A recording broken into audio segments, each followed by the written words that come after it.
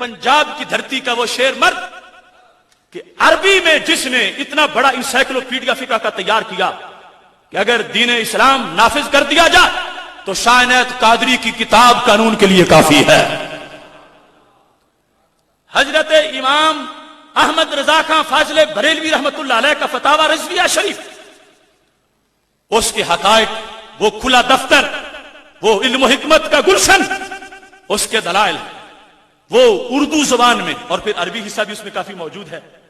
لیکن اس شیر مرد نے، جس کو لوگ صرف یہ سمجھ کے کہ بلے شاہ صاحب کے پیر ہیں تو شاید ڈھول ڈھمکے والے ہوں گے، عربی زبان میں انہوں نے اس دور میں کتابیں لکھی۔ عجائب گھر میں جا کے دیکھ لو، پنجاب یونیورسٹی کی لائبریری میں دیکھ لو، میں نے ماورائے نہر تک افغانستان کی لائبریریوں سے تلاش کیا، اتنی بڑی کتاب تھی۔ اس کو اس زمانے میں جب پریس نہیں ہوتے تھے، کاتبوں نے کلموں سے لکھ کے رائج کیا۔ آج بھی افغانستان کی مخطوطات کی لائبریریوں میں اس کے کئی نسخے موجود، میرے پاس اس کے 10 نسخے ہیں، اور یہ ان میں سے ایک جلد ہے، پوری کتاب نہیں ہے۔ حضرت شاہ عنایت قادری رحمت اللہ علیہ، وہ خاک پنجاب سے زرخیز فکر لے کے اٹھنے والے، جنہوں نے فقہ حنفی کا حق ادا کیا اور عربی زبان میں ایسی کتاب لکھی۔ آج عرب بھی حیران ہیں کہ کتنی شاندار عربی انہوں نے لکھی۔ اس کتاب کے اندر انہوں نے اس مسئلے پہ بحث کی ہے۔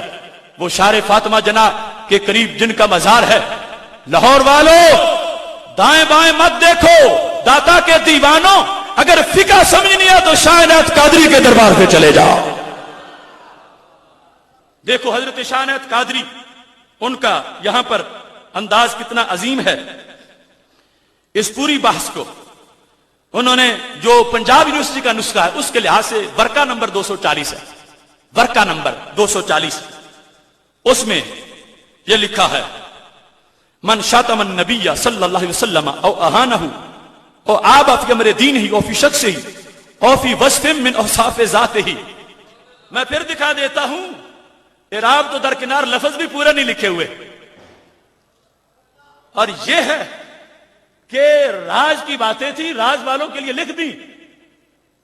کیا لکھا؟ جس نے میرے محبوب علیہ الصلوۃ والسلام کی شان پر توہین کی، اور کس طرح فرماتے ہیں ذات میں، شخصیت میں، کسی وصف میں، خواہ اس نے وہ اہل کتاب سے ہو یا غیر ذمی ہو یا حربی، اس نے عیب کی بات عمدن کی ہو یا ساون، مذاق سے کی ہو یا سنجیدگی سے، فقد کافر خلودا، دائمی جہنمی بن گیا۔ بحیث ان توبہ لا تقبل توبۃ ابدا، اگر اس نے توبہ کی تو کبھی بھی توبہ اس کی قبول۔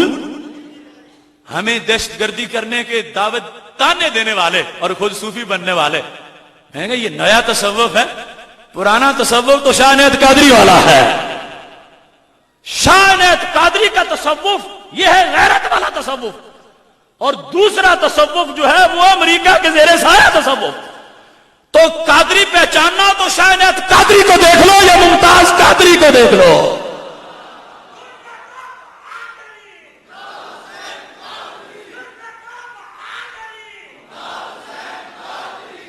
یہاں پر انہوں نے کیا لکھا؟